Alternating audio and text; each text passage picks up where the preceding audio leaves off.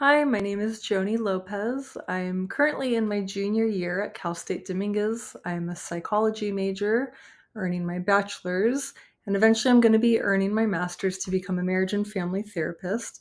So today I'm going to be discussing the four different styles of parenting and mainly focus on authoritative parenting. I'm going to share research evidence that shows the positive impacts and results that this style has on children and adolescents. Just to preface, because there are four different styles of parenting, not everyone is going to fit perfectly into one style. Depending on context, we are going to have to kind of integrate more appropriate styles depending on context. So, on a personal level, I truly believe that everything we become does begin at home with our environment. Now, I also want to include that there are going to be outlier personalities that persevere regardless of their upbringing.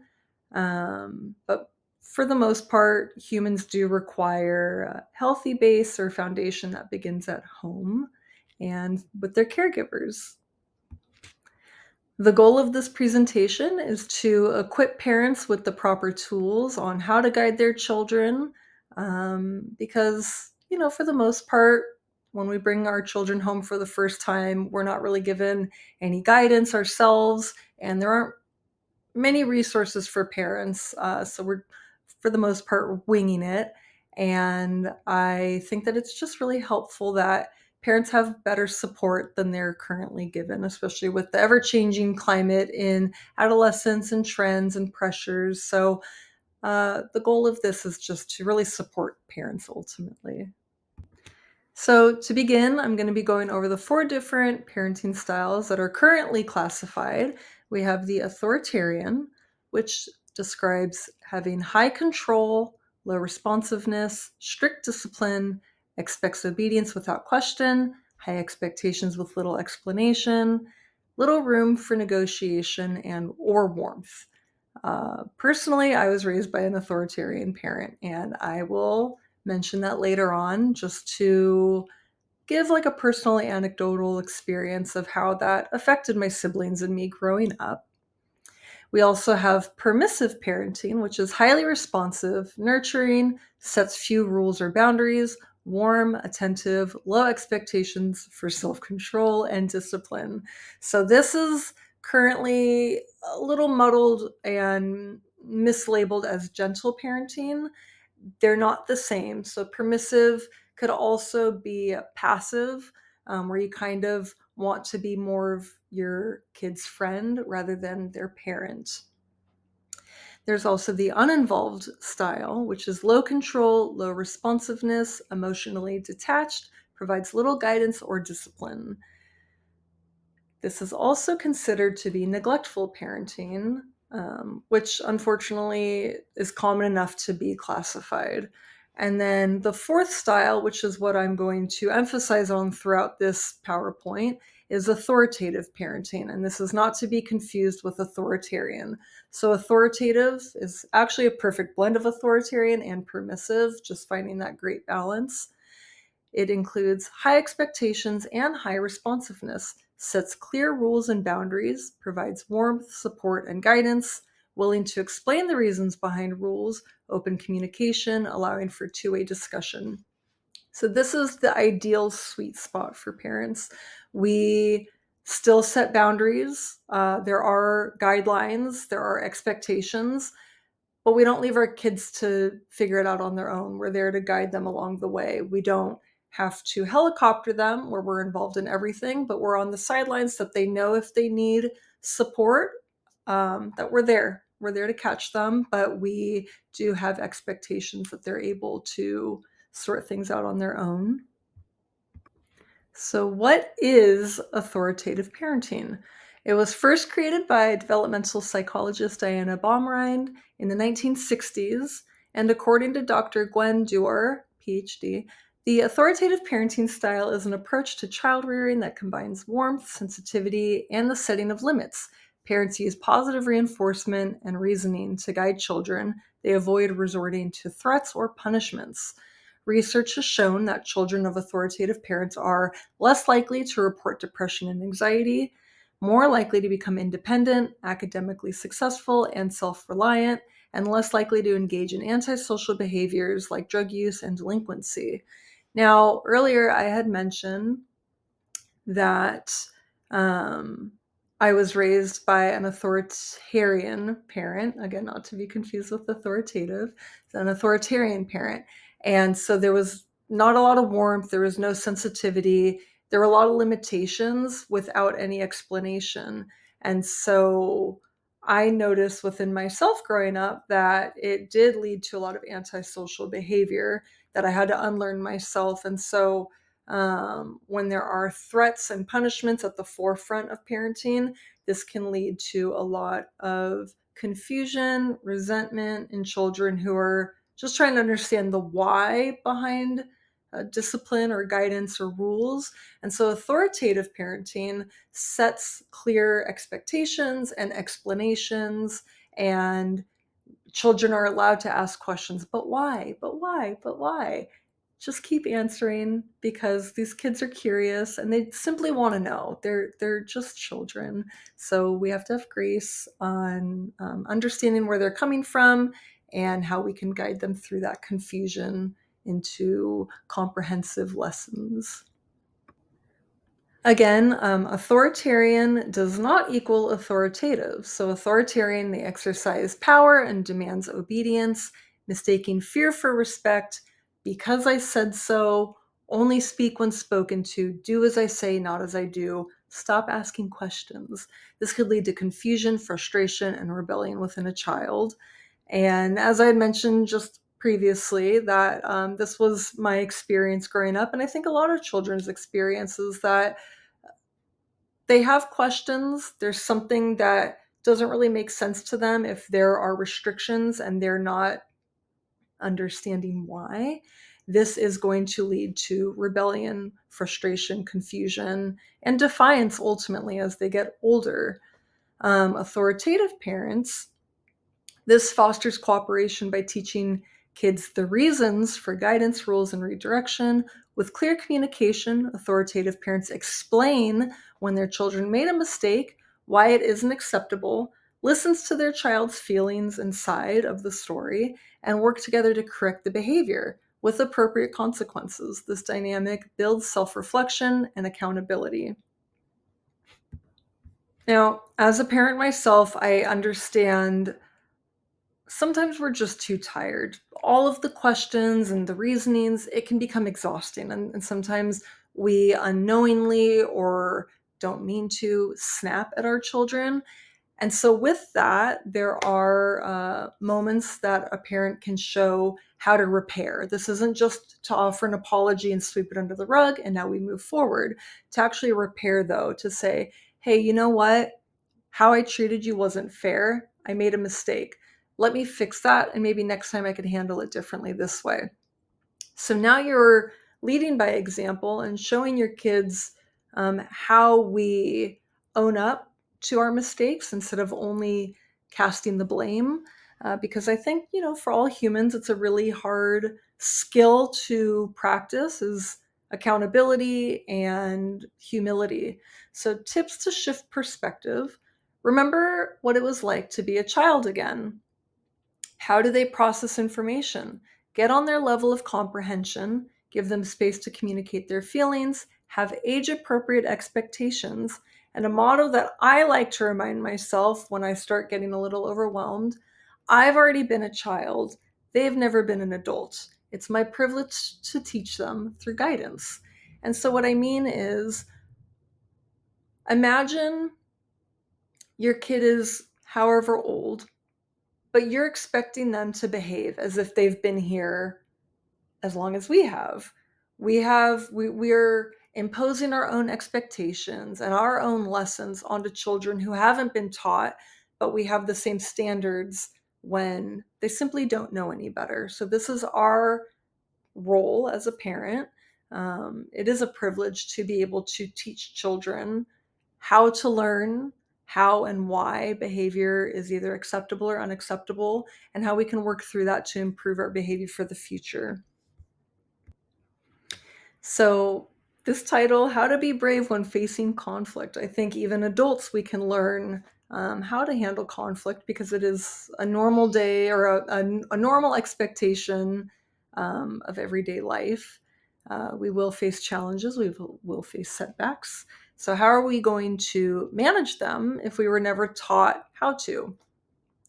When parents take the time to communicate expectations and follow through with appropriate consequences, we allow children to process challenges, setbacks, and conflict. When children understand how they contributed and responded to conflict, this encourages them to see how they could have handled it differently.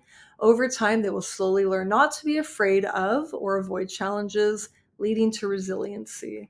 This fosters emotional strength. Kate Roberts, with a PhD, she said, life's uncertainties may have the biggest impact on children who avoid discomfort.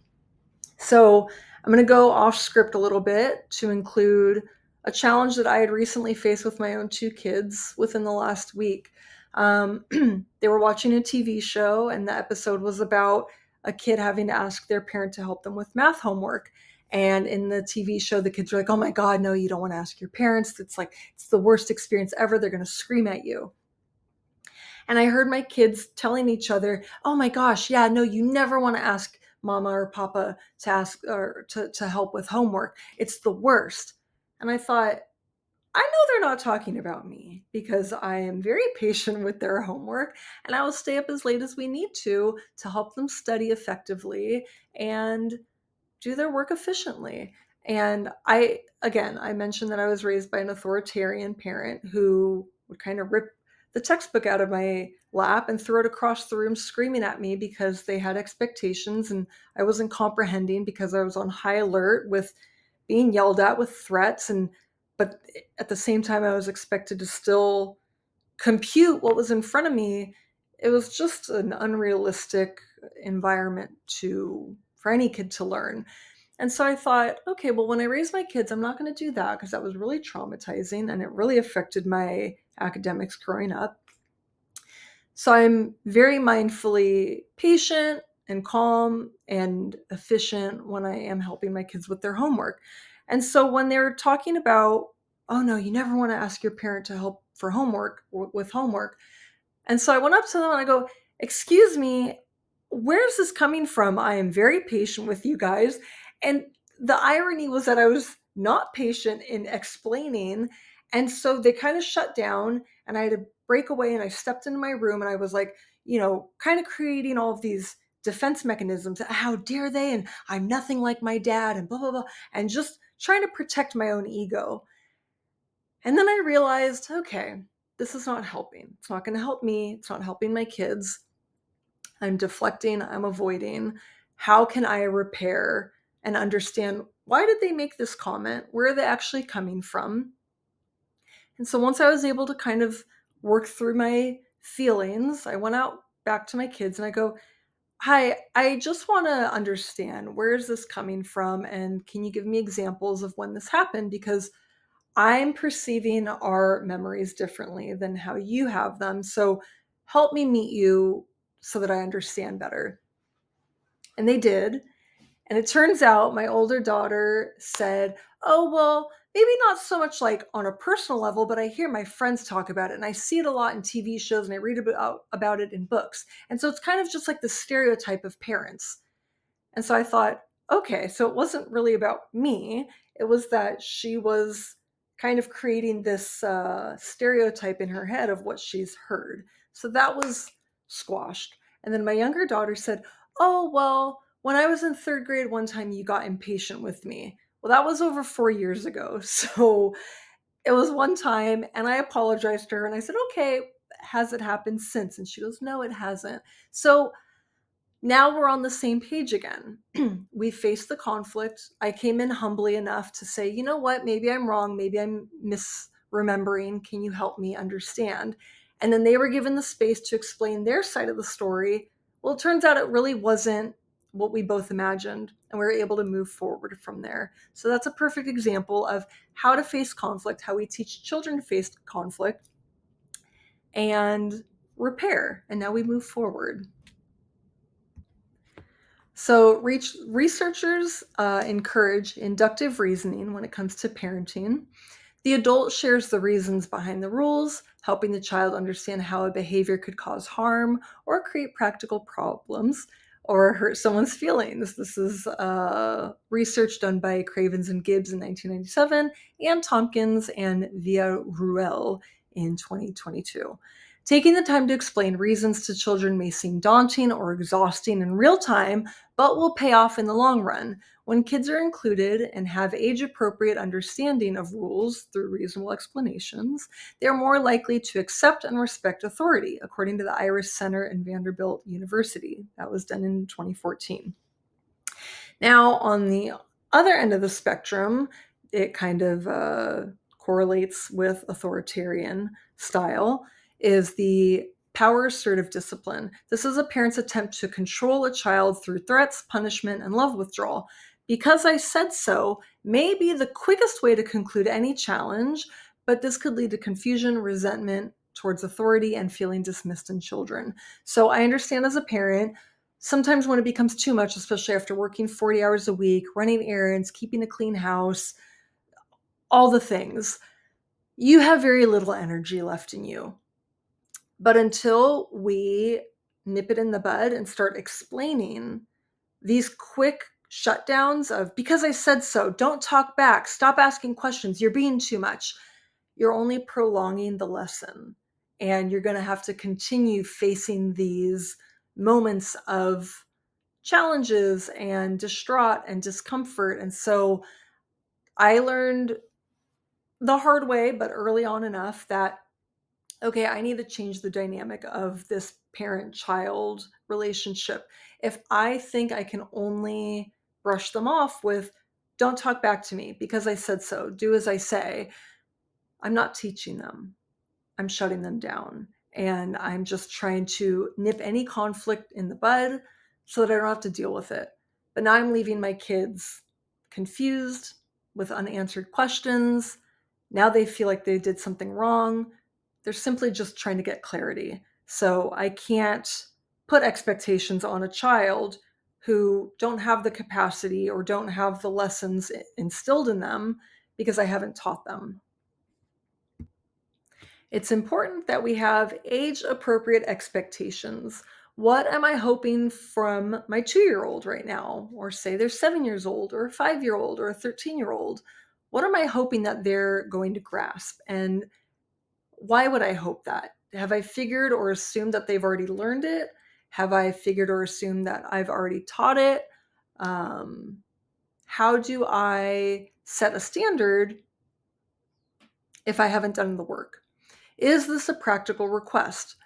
Do I expect my 18-month-old to act appropriately in public and sit quietly at a restaurant? They're 18 months old. They're curious. They want to play. They want to talk. They want to touch things. They want to color. These are all very normal developmental stages for humans. So a reminder, I think I had mentioned earlier, was my child is only, put in whatever age they are. Is it reasonable to expect them to have the same experience and understanding that I do? I can't imagine being born only a few years ago and having certain standards and expectations imposed on me without learning how and why first. Just so that we can get on their level of perception, imagine you go to a new job and they don't train you, but they have these expectations. Do it. Do as I say. Why are you taking so long? Why are you doing this? Why are you waiting around? Well, I wasn't taught. Can you please train me?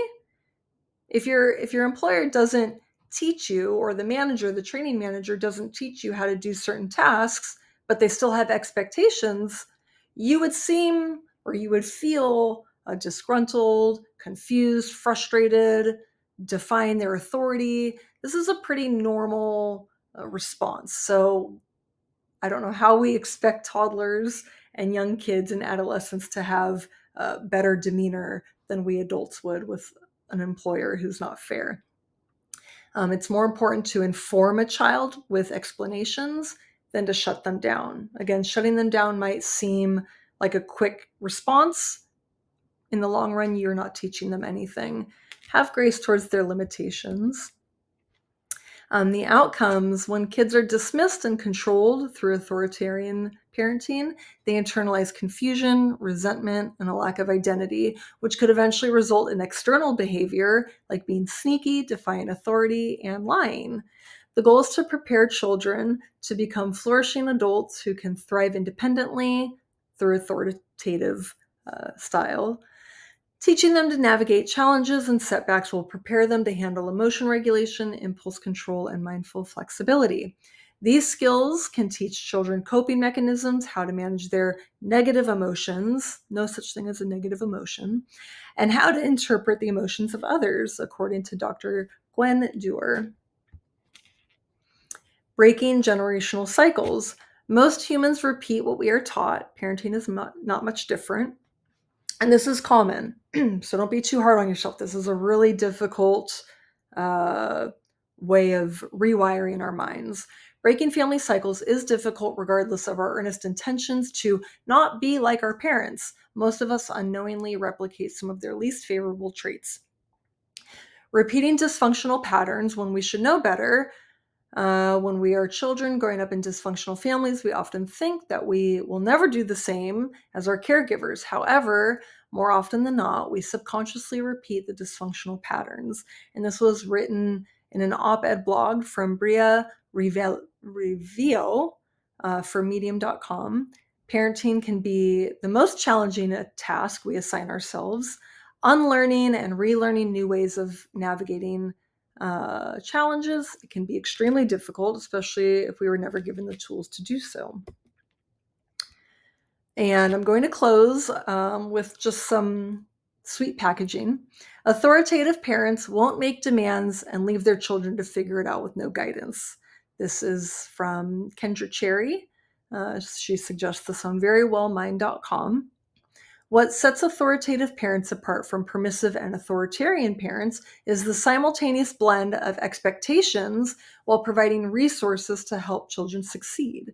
So if you are on social media, these are some of my parenting resources that I really admire.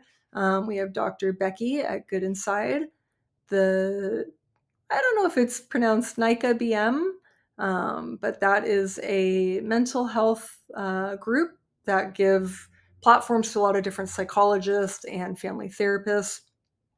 We have Terry Real at Real Terry Real and Dr. Chelsea _parenting. These are all really great professionals and researchers who provide evidence, research-based evidence and data that show the results and impacts that different parenting styles have on children. There's always correlation, but there is also causation with these data sets. So you will see repeated experiments that will show almost identical outcomes depending on the parenting style that parents implement while raising their children. Again, parenting is difficult. We don't have enough support. I just wanted to provide some of this information kind of as an intro to authoritative parenting, just as tools and providing different resources that will give even better detail and insight on how parents can implement new styles when it comes to raising their children. And these are my sources. Be kind to yourself, have grace with yourself and your children, shifting the perspective of I want what I want to how can I help my child understand so that we're both winning together? And this will take time. We do raise our children legally for 18 years, but it never ends. And we chose to be parents. This is a privilege. And so I think it's a great duty to want to expand our parenting that helps in more positive ways. But again, be good to yourself, be good to your children. Thank you so much.